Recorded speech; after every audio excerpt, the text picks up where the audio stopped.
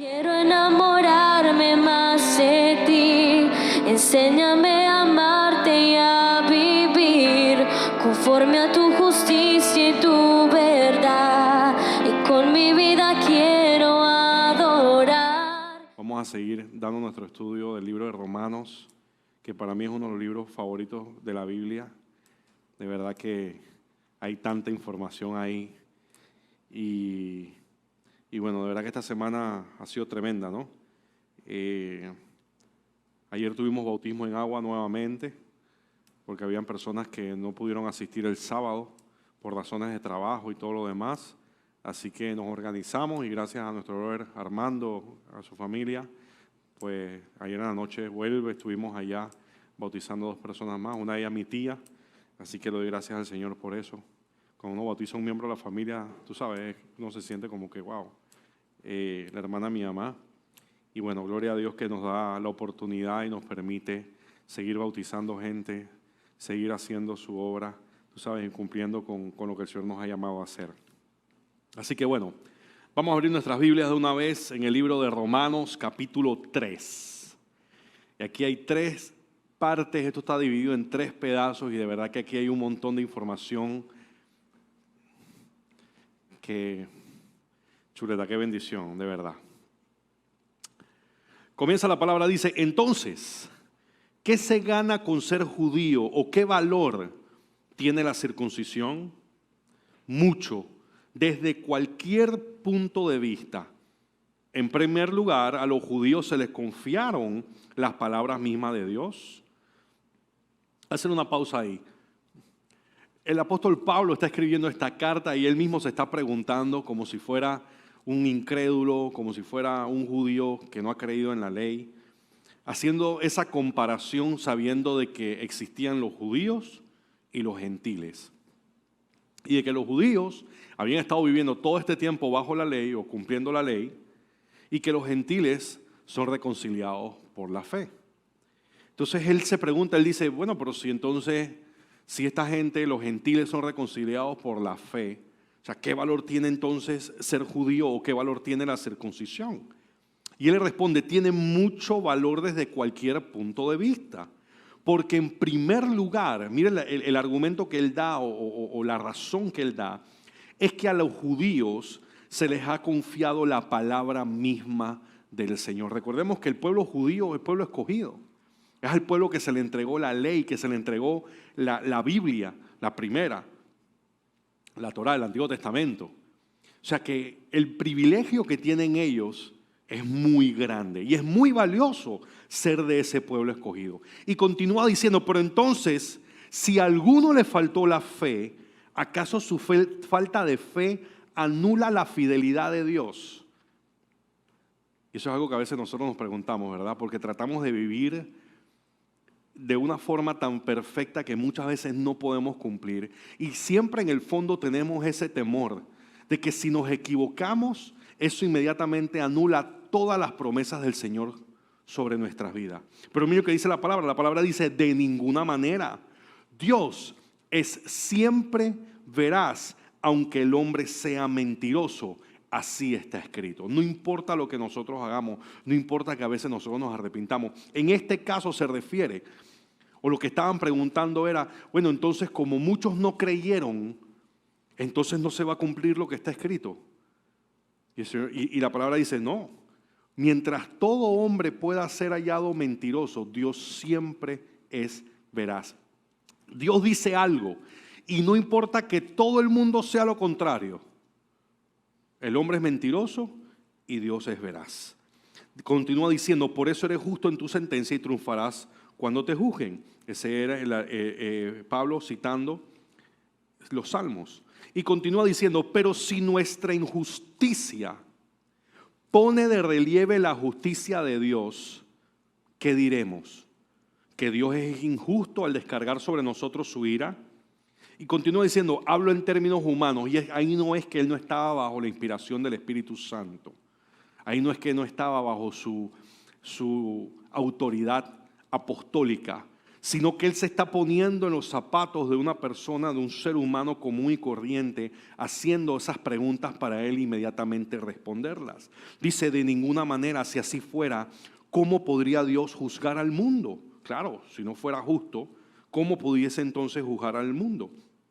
Alguien podría objetar, si mi mentira destaca la verdad de Dios y así aumenta su gloria, ¿por qué entonces todavía me juzga como pecador? ¿Por qué no decir, hagamos lo malo para que venga lo bueno?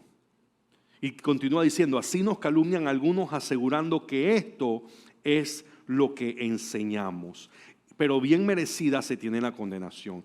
Usted sabe, hay gente que dice, bueno, porque ya estamos perdonados, ya somos salvos, vamos a hacer lo que nos da la gana, porque al fin y al cabo la Biblia dice que donde abunda el pecado, sobreabunda la gracia de Dios, así que yo puedo hacer lo que me dé la gana, al fin y al cabo ya estamos perdonados. Salvo, siempre salvo, que es una locura. Porque si nosotros vemos esto, nosotros pudiésemos aplicarlo entonces a que Judas le dijera a Dios, Señor, pero es que si yo no entrego al Señor Jesús, nunca hubiera habido sacrificio. Es verdad que yo cometí un error, pero a través de mi pecado, a través de mi maldad, fue que entonces toda la creación fue redimida. Entonces pudiésemos decir, bajo esa forma de pensar, de que entonces Dios hubiese sido injusto, porque, oye, si Judas lo que hizo fue un servicio a Dios y a la humanidad, entonces ¿cómo el Señor lo va a condenar? Pero recordemos que la motivación es lo que impera aquí. La maldad que había en el corazón de Judas, el por qué él cometió esa acción, no fue para glorificar a Dios. Fue para él servirse, para él ganar un dinero, para él satisfacer su propia necesidad o sus deseos. Por consiguiente, ya que su motivación, lo que había en su corazón, lo que lo llevó a cometer este mal, no fue ni inspirado por Dios, ni su idea era la de glorificar a Dios, él es merecedor entonces de las consecuencias de su maldad. ¿Verdad? Porque hay mucha gente que dice, bueno, pero es que es verdad que yo hice esto mal, pero mira, si yo no hubiera abusado a mi hijo entonces, o a mi hija, entonces ella nunca hubiera buscado de Dios, así que mira qué bueno lo que hice. No. Y hay gente retorcida, hay gente que piensa así. Hay gente, mire, vivimos en un mundo tan roto, donde lo que impera es el pecado, la maldad, el pecado original, la inclinación del ser humano a pecar. Y hoy casualmente estaba compartiendo con unos hermanos, con Pastor Charlie y otros hermanos, un artículo muy interesante y una explicación muy interesante sobre el pecado original. Porque decía, ¿cómo es esto del pecado original que está dentro de nosotros y después sale a relucir? Pero, ¿cómo sucede? Y este maestro lo compara con el gusano que sale de la fruta. Te hago la pregunta. ¿El gusano entra a la fruta o el gusano está dentro de la fruta y sale? Buena pregunta, ¿verdad? Porque todos asumimos siempre que viene el gusano empieza a entrar a la fruta. Resulta ser que cuando la fruta está antes de producirse, que está, muchas son flores antes de ser fruta, viene un insecto y ese insecto deposita ahí un huevo. Y la fruta se desarrolla con ese huevo adentro. O sea que todo el tiempo esa fruta está creciendo, se está poniendo bonita, se está poniendo, tú sabes, linda a la vista, mientras dentro hay el huevo de un gusano. Y tarde o temprano, ese huevo se abre, ese gusano sale, empieza a comer y sale al exterior de la fruta. O sea que siempre estuvo de ahí, desde un principio, desde antes que fuese fruta, ya ese gusano estaba ahí presente. Y es lo mismo que nosotros los seres humanos con el pecado original.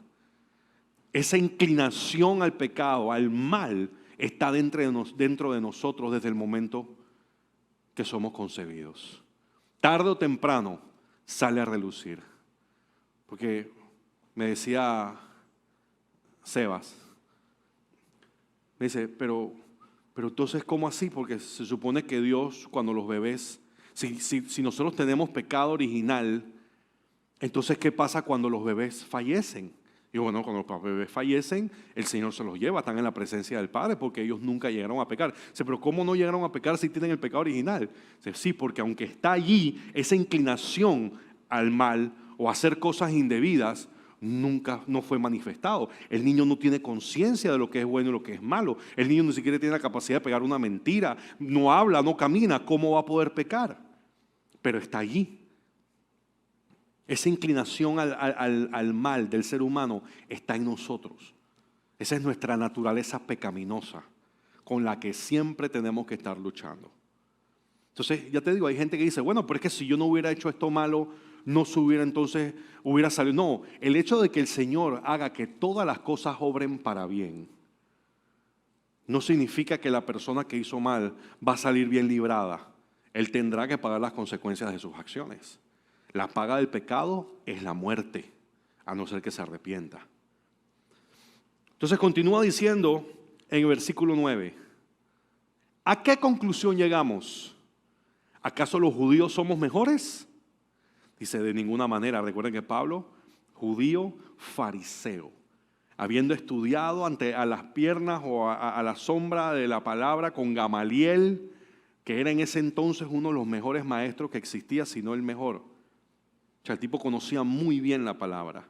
Dice, de ninguna manera, ya hemos demostrado que tanto los judíos como los gentiles están bajo pecado. ¿Por qué? Porque en esos tiempos los judíos leían la ley y se la aplicaban a los gentiles. Decían, mira, estos son pecadores, esto es para ustedes. No, ambos están bajo el pecado. Y cuando se refiere a bajo, es una alusión que significa esclavizados por, bajo el control de. No hay diferencia. No hay diferencia si eres judío o eres gentil. Ambos estamos bajo el dominio del pecado. Ambos estamos esclavizados por el pecado y necesitamos un Salvador. Necesitamos un Salvador. Dice, así está escrito. No hay un solo justo, ni siquiera uno, porque estos judíos que vivían bajo la ley y que presentaban sacrificio y todo lo demás, pensaban que ellos eran justos, que ellos habían sido justificados. Y recordemos que nadie es justificado por la ley. La ley para lo único que sirve es para enseñar y mostrarnos lo mal que estamos. La ley es el espejo donde nosotros nos vemos reflejados y vemos qué tan sumergidos en el pecado estamos. Pero la ley no es lo que nos limpia. La ley no es lo que nos redime. El Señor nos dio la ley para que supiéramos cuán altos son sus caminos diferentes que nosotros. Cuán grandes y altos son sus estándares comparados con los nuestros. Pero aún así, Él, sabiendo que no podíamos cumplir, nos brindó un redentor. Nos brindó un sacrificio perfecto para el perdón de la humanidad. Dice, no hay un solo justo, ni siquiera uno. No hay nadie que entienda, nadie que busque a Dios. Todos se han descarriado, a una se han corrompido. No hay nadie que haga lo bueno, no hay uno solo. Y uno diría, pero ¿cómo así? ¿Cómo puede el autor, cómo puede Pablo decir que no hay nadie que busque de Dios? Aquí estamos nosotros, ¿verdad? Pero la realidad es que el ser humano no se encuentra en la búsqueda de Dios, se encuentra en la búsqueda de su Dios. Nosotros estamos aquí porque el Señor nos rescató, el Señor fue el que nos trajo a sus pies, porque nosotros estábamos sumergidos en la búsqueda de un Dios que se asemejara a lo que nosotros queríamos. Un Dios hecho a la medida de nosotros. Uno que nos dejara decir malas palabras, uno que nos dejara seguir teniendo relaciones prohibidas, uno que nos dejara pegar mentiras. O sea, tú sabes, todo el mundo, no, yo amo a Dios, yo creo en Dios, pero yo tengo mi relación a mi... ¿Cuánta gente ha escuchado aquí que te han dicho que no, yo tengo una relación con Dios a mi manera? ¿Ah? ¿Y cuántos de nosotros lo dijimos en algún momento? Para todos. O sea que nosotros no estábamos en la búsqueda del Dios verdadero, nosotros estábamos en la búsqueda del Dios que nosotros queríamos hacernos, que es un falso Dios. Porque todo lo que no sea el Dios verdadero, el creador de los cielos y de la tierra, es un falso Dios. Entonces, por eso dice la palabra, dice, no hay nadie que busque a Dios. El ser humano está buscando su versión de Dios. Y hoy en día, la religión que más de moda está el Dios personal. Yo le meto un poquito de buena vibra, un par de buenas acciones, un no me juzgues, un Dios es amor, un yo voy a la iglesia cuando me dé la gana, todo está bien, Dios nos ama y ahí está tu religión perfecta. Con buenas vibras y con energías y cosmos y el universo y todo lo demás. Es la realidad. El ser humano siempre ha buscado humanizar a Dios y ha buscado crearse una religión a su medida. Tú vas a la India, ¿por qué tú crees que en la India tienen 3 millones de dioses? Que si el mono, que si el perro, que si la serpiente, que él hace lo otro. ¿Y este para qué es? No, que este es para que la siembra salga grande. Y este es para que la siembra salga chica. Y este es para que llueva mucho y este es para que llueva poco. O sea, tienen dioses para todo. Cada uno a la medida de lo que... Y como hay uno que me acuerdo que cuando estábamos en la India íbamos caminando y veíamos una gente que venían caminando, pero por cantidades, vestidos de naranja, y llevaban un palo y llevaban como una vasija. Y los manes iban, yo los veía, se veían bien afectados. Y yo le digo, Pastor Das, ¿y estos manes en qué andan? ¿Quiénes son? Dice, no, ellos son sacerdotes o son seguidores del Dios no sé qué, uno de los tantos millones que tienen. Yo digo, ¿y en qué andan? No, ellos están haciendo su peregrinación. Ellos van a un lugar lejos y buscan un agua. Y ese agua tienen que ir hasta el templo y se lo echan a una figura que es el falo de ese Dios, el pene de ese Dios. ¿Y eso para qué? ¿No? Para que lo refresque y las mujeres van allá, que quieren tener hijos. Y en el camino los manes van fumando marihuana, todo el camino. Yo, pero ¿y eso? No, eso es parte de la adoración de ese Dios. Yo, mira qué bonito. ¿A quién se le habrá ocurrido que para ese Dios adorarlo bien, tú tienes que ir fumando marihuana? ¿Tú te imaginas? Ese que tiene todos los seguidores, todos los locos son seguidores de ese Dios. Si van fumando, ¿tú qué haces fumando eso? No, hermano, yo estoy cubierto, esto es una práctica religiosa. Yo voy a adorar a mi Dios, voy a echarle el agua allá en el coso para que nos vaya bien y para que los sembradíos crezcan. Entonces, todo el mundo tiene un Dios a su medida. Cada uno, y eso somos nosotros, eso fuimos nosotros, mejor dicho, que nos buscábamos dioses o nos buscábamos que Dios se acomodara a lo que nosotros queríamos hacer. Dice, nadie busca a Dios, todos se han descarriado, a una se han corrompido, no hay nadie que haga lo bueno, no hay uno solo. No que yo soy bueno, tú eres bueno, la Biblia dice que no hay ni uno solo bueno. ¿Para dónde tú te vas? ¿Para el cielo o para el infierno? Yo me voy para el cielo. Sí, ¿y qué te hace pensar eso? Bueno, tú no eres una mala persona. No, yo soy una buena persona. Mira, ya empezamos mal. ¿Se acuerdan lo que yo le he dicho? ¿Pegado mentira? Sí. ¿Has bajado música así? Robo, mentira. ¿Le has deseado mal a alguien? Sí, homicidio. O sea que ahorita mismo ya eres asesino, eres mentiroso, eres ladrón. ¿Qué sigue? ¿Ya? ¿Estás listo? Bueno, no hay ni uno solo. Lo que pasa es que nuestros estándares no son los estándares del Señor. El Señor Jesús dice, ustedes han leído, no matarás. Bueno, yo les digo que si tú le dices a tu hermano, a tu prójimo, necio. ¿Alguien aquí que le ha dicho necio a alguien? Es más, no decimos necio porque esa palabra no la usamos, decimos cosas peores. Nos reímos, ¿verdad? Y que necio. Necio es una cosa, eso es de kinder. Necio es de que, oye, este chiquillo sí es necio. Nosotros hemos dicho cosas peores. ¿A cuántos no hemos matado nosotros con nuestra boca? Homicidas frente a la santidad de Dios. Por eso necesitamos un redentor. Por eso necesitamos un salvador. Porque estábamos muertos en nuestras iniquidades y nuestros pecados. Mira lo que dice, su garganta es un sepulcro abierto. ¿A cuánto nos ha matado con tu boca? Con su lengua profieren engaños. Veneno de víbora hay en sus labios. ¿no? Que hay gente a veces que tú le dices, no te muerdas, como te muerdes, te mueres, porque estás venenoso. Nosotros, la Biblia lo dice, veneno de víbora sale de sus labios. Y la misma boca que utilizamos para adorar a Dios, la estamos usando para hablar mal de la gente y para criticar. Pero gracias a Dios eso no sucede aquí. Dice, llena está su boca, el primer amén de la noche, gloria a Dios por eso.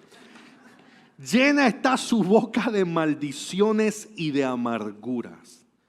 Dice, veloces son sus pies para ir a derramar sangre. Esa es la humanidad que vemos, la sociedad hoy en día cómo está, donde ya la vida no tiene precio. Hace unos días hubo un caso, una persona en la terminal murió por una disputa de un pasaje, 50 centavos. 50 centavos. Dice, sus pies son veloces para ir a derramar sangre. Cuando el Señor necesita que nuestros pies sean veloces para ir a predicar su evangelio. En la India, uno de los misioneros que nosotros tenemos, bueno, uno de los misioneros del equipo o del ministerio al que nosotros apoyamos. Ustedes saben que en la India está el río Ganges, que para ellos es un río sagrado. Pero en ese río flotan muertos, flota desecho. Es el río, uno de los ríos más contaminados del mundo. Y para ellos es sagrado. Ellos se meten a bañarse ahí y de todo. Y esta pareja tuvieron un hijito, un bebé. Una niña. Y ustedes saben que de salida, las niñas ya en la India no son bien vistas. Cuando la gente vive en el campo y todo esto, porque ellos buscan tener hijos varones, que son los que van a ayudar a producir la tierra, a cuidar el ganado, el ganado, las cabras, los chivos, todo esto. Y parece que la familia estaba pasando por una situación muy difícil. Y llamaron al sacerdote de ellos, al brujo, porque allá el hinduismo es ocultismo bien pesado. Y el sacerdote les dijo que esa niña había nacido con una luna que no era la correcta. Que ella, el haber nacido en ese momento, le había traído calamidad y maldición a la familia. Y que ellos tenían que lanzarla al río. Y esta pareja, ni corto ni perezoso, se fueron al río y lanzaron a la bebé. Y habiéndola lanzado, llegó un misionero cristiano con un papelito, le dijo, con un papelito que decía, Jesucristo es el Rey y Señor y te trae salvación. Y en ese momento, la mamá y el papá empezaron a gritar. Que cómo era posible que Jesucristo traía salvación. Que si ellos hubieran sabido eso antes, segundos antes, su bebé estuviese viva. Ellos acababan de lanzar la bebé al río. Por eso, ahí nos damos cuenta la importancia que tiene el evangelismo.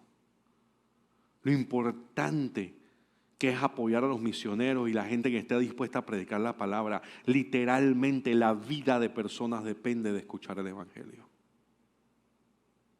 Por segundos. Si yo me hubiera escuchado este mensaje 30, 40 segundos, un minuto antes, esa niña estuviese con vida.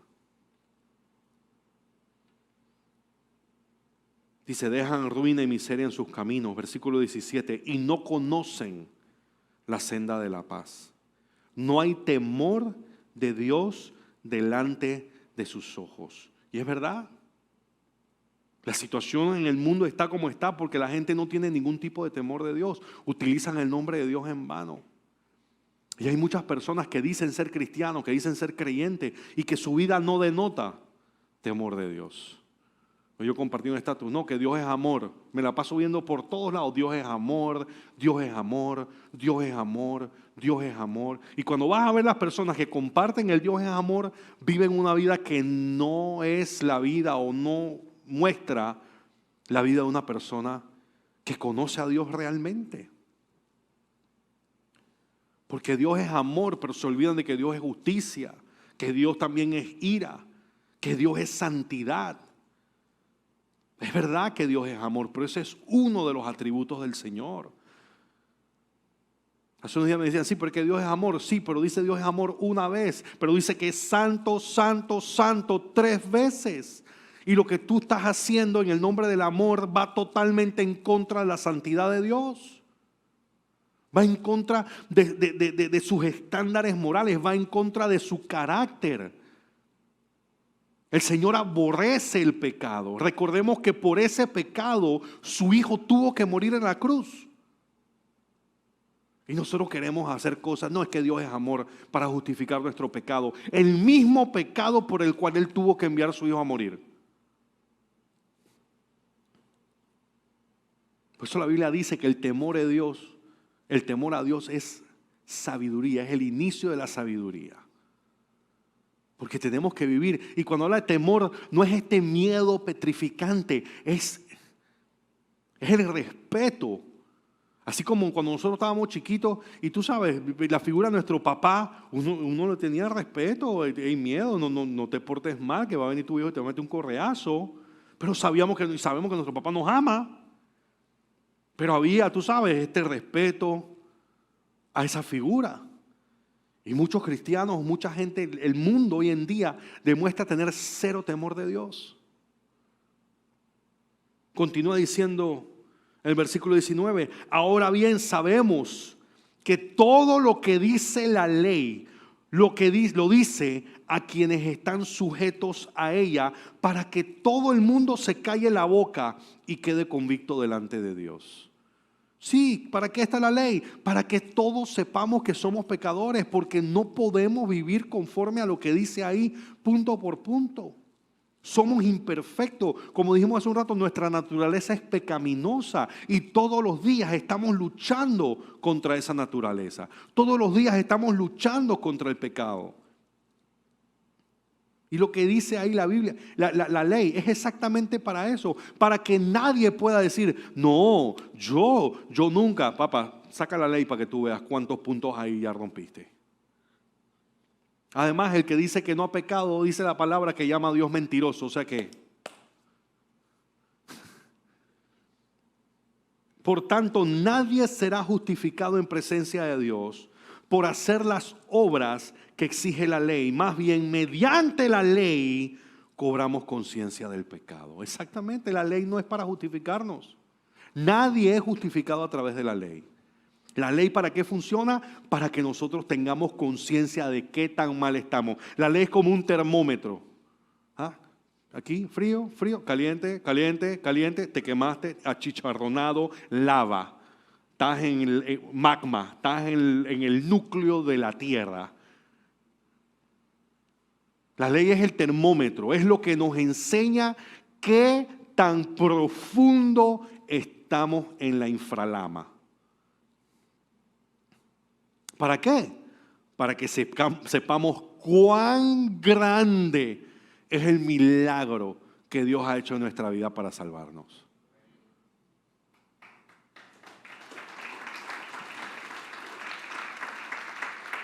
Sí, porque, la ley te enseña, papá, qué tan entuco estás, pero no es para que te quedes ahí.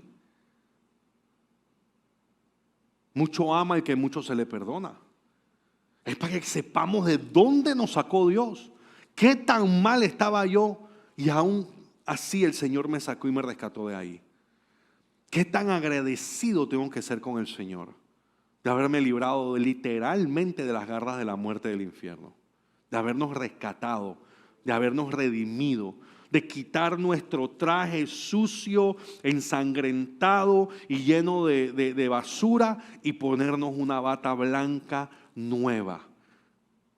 Ponernos nuevo traje, darnos un nuevo calzado, poner un anillo en nuestro dedo. así como lo hizo el padre con el hijo pródigo. Para eso sirve la ley, para que nos demos cuenta cuán grande es el Salvador que nosotros necesitábamos. Versículo 21 dice: pero ahora sin la mediación de la ley se ha manifestado la justicia de Dios, de la que dan testimonio la ley y los profetas. Esta justicia de Dios llega mediante la fe en Jesucristo a todos los que creen. Mira lo que dice ahí. La ley viene, la salvación viene mediante la fe ¿en quién? En Jesucristo. No mediante la fe, que yo creo que Dios existe. Que yo creo en Dios. ¿Tú crees en Jesús? Sí, yo creo en Jesús, yo sé que existió, pero dice que los demonios creen y tiemblan. Es la fe en Jesucristo y en lo que hizo por nosotros, de que Él es el Hijo de Dios, de que Él murió en la cruz por nosotros, resucitó al tercer día. Y dice que de hecho no hay distinción, pues todos han pecado y están privados de la gloria de Dios. Todos hemos pecado. Y el resultado de ese pecado ¿qué es? Que hemos sido destituidos de la gloria de Dios. Dice, pero por su gracia son justificados gratuitamente mediante la redención que Cristo Jesús efectuó. Nuestra fe es ¿en qué? En Jesucristo, en su redención, en lo que Él hizo por nosotros. Dice, Dios lo ofreció como un sacrificio de expiación, que se recibe, o de propiciación, que se recibe por la fe ¿en qué?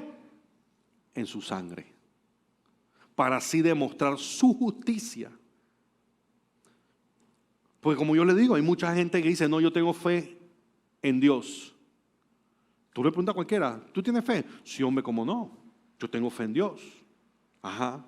¿Tú conoces a Jesús? Sí, yo conozco a Jesús. ¿Tú tienes fe? Sí, yo tengo fe en Jesús. Pero tú entiendes lo que Jesús hizo por ti. Porque nosotros no somos salvos por tener fe en Jesús. Somos salvos por nuestra fe a través de Jesús, que es diferente.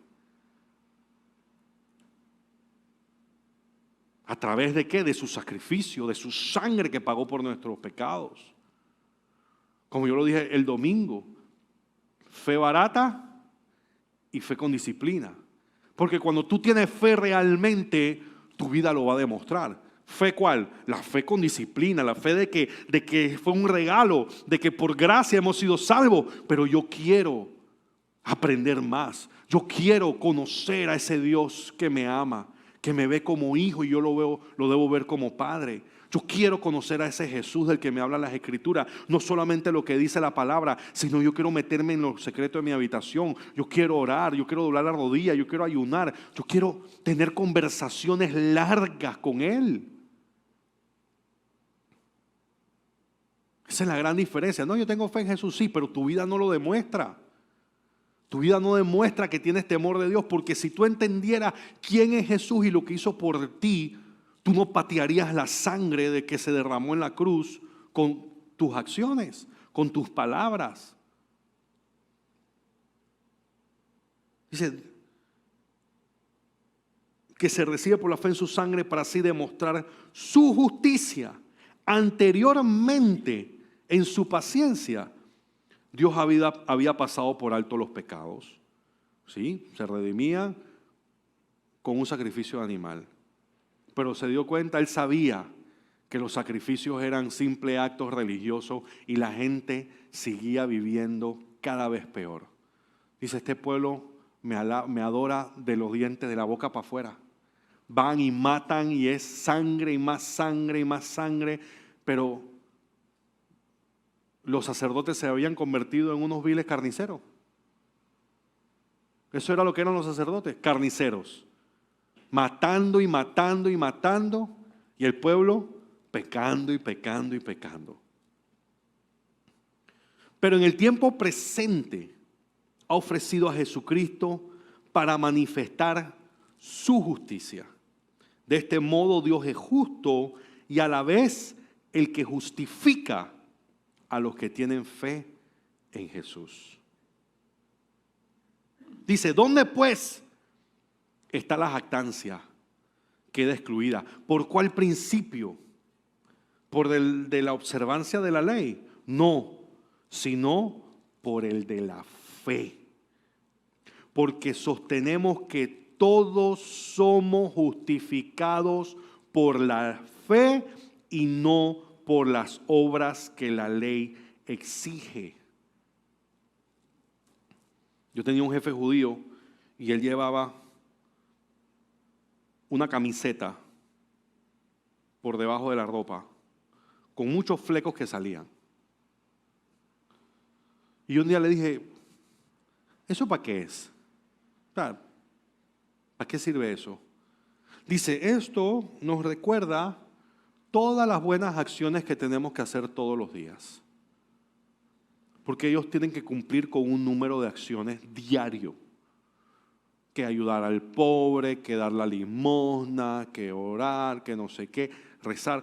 Tienen un montón, o sea, ellos tienen un número específico de buenas acciones que tienen que cumplir todos los días. El judío vive bajo la ley. Día de descanso, no puedo tocar el botón del ascensor, pero lo ponen en automático, así que él se abre y yo entro y no toco nada. Ahorita el Pesaj, el día del perdón. ¿Qué hacen? Para ver la televisión, cogen el control remoto y lo ponen en la mesa. Fulana, llaman a la muchacha que trabaja con ellos y ella llega y ella ve el control en la mesita, así que ella sabe que esa es la señal que les prenda la televisión. Ellos no encendieron la televisión. Yo no toqué, yo no trabajé, yo no causé chispa, ni llama, ni encendí, nada. Algunas empresas trabajan a puerta cerrada para que los rabinos no se den cuenta que están trabajando. Dice que están cerrados y está todo el mundo allá adentro trabajando. ¿Qué están haciendo? Están tratando de justificarse por obra.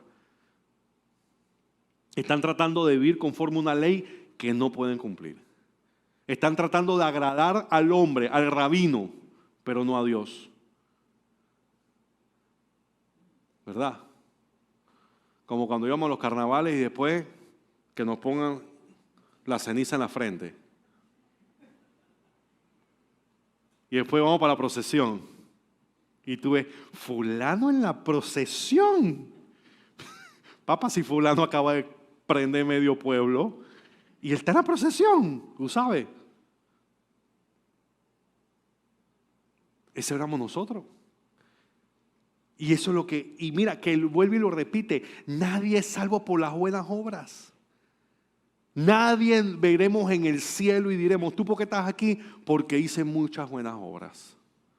Todos somos salvos por nuestra fe en el sacrificio de nuestro Señor Jesucristo. Porque si no, entonces imagínate, eso es decirle a Dios que la sangre de su Hijo no es suficiente, que más valen las buenas acciones que tú puedes hacer. Y que a través de tus buenas obras, tú pagaste peldaño por peldaño tu subida al cielo. No. Nadie es salvo. Nadie es justificado por sus obras, sino por la fe en lo que Jesucristo hizo. Y continúa diciendo, ¿es acaso Dios solo Dios de los judíos? ¿No lo es también de los gentiles? Dice, sí, también es Dios de los gentiles, pues no hay más que un solo Dios. Y le damos gracias al Señor por eso. Que hemos sido reconciliados con el Padre. Hemos sido adoptados por nuestra fe. Gracias al Señor que no vivimos en esos tiempos que no podíamos comer esto, no podíamos comer lo otro. ¿Tú te imaginas? No puedes comer puerco, no puedes comer camarones, no puedes comer pulpo, no puedes comer hamburguesa con queso porque no puedes mezclar el queso con la leche con la carne. Aquí un poco de gente. y la circuncisión. Gracias al Señor que nosotros no tuvimos que vivir ese tiempo donde literalmente teníamos que derramar sangre como una marca de que nosotros éramos parte del pueblo de Dios. Y hoy en día hay gente todavía haciendo eso, pensando que Dios no te va a dejar estar con Él por lo que tú comes. Como si a Dios le importara hoy en día. ¿De qué sirve que tú comas bien toda tu vida y que no rompas esto si con tu boca estás desbaratándole la vida a la gente? Si estás explotando a tus trabajadores, si estás haciendo actos de corrupción, si estás, tú sabes, ¿de qué sirve? ¿De qué sirve que comas bien? ¿De qué sirve que comas saludable?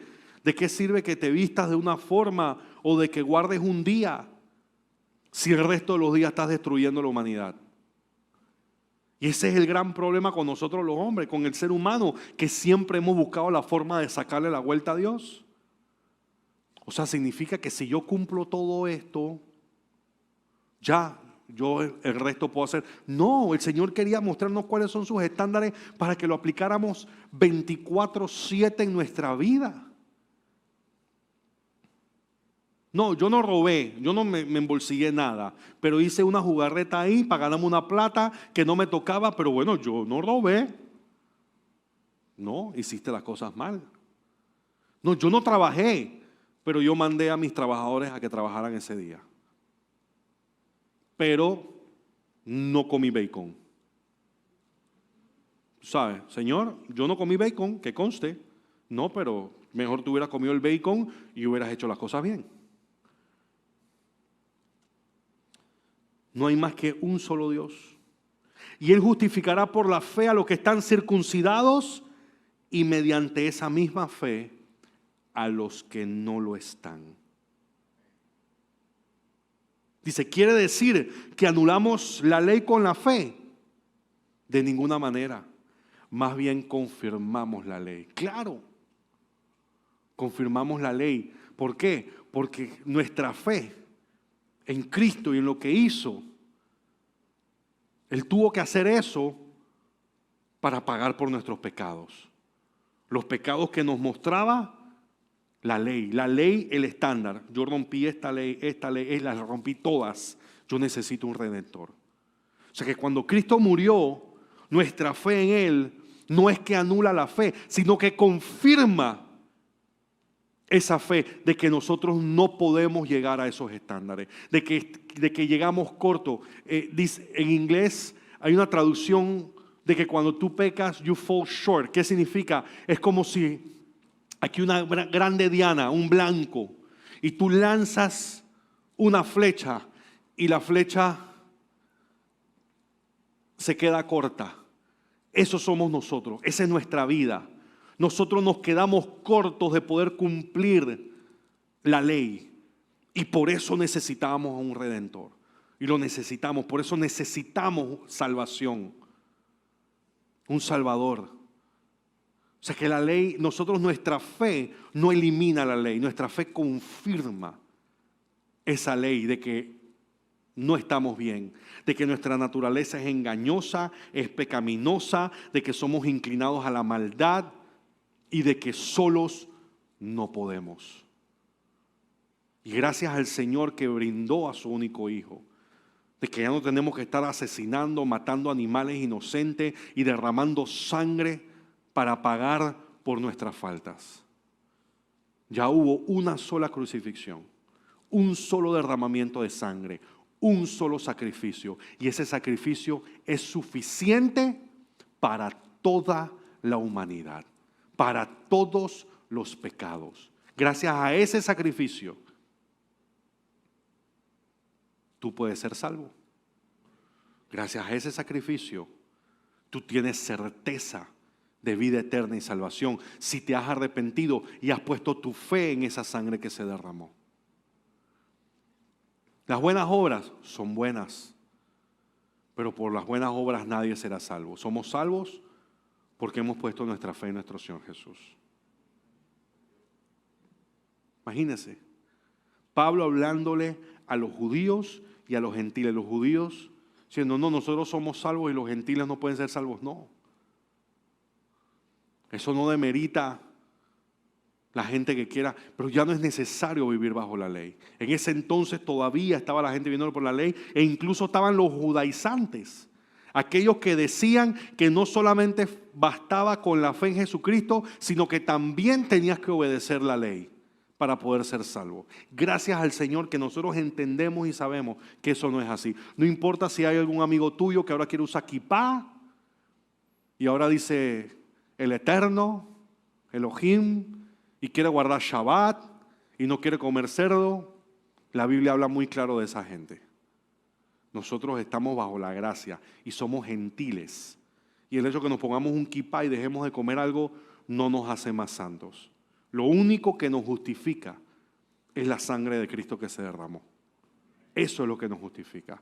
Eso es lo que nos da acceso. Eso es lo que rasgó el velo y hace de que hoy en día, cuando tú levantas tu mano, cuando tú doblas rodillas, cuando tú abres tu boca y clamas al Señor, tienes entrada directa a la presencia del Padre. Gracias a esa sangre que se derramó. Una sola vez. Amén. Vamos a ponernos de pie, vamos a orar. Padre, te damos gracias, Señor, por tu Hijo Jesús, porque somos salvos por nuestra fe depositada en su persona y en lo que Él hizo por nosotros, Padre.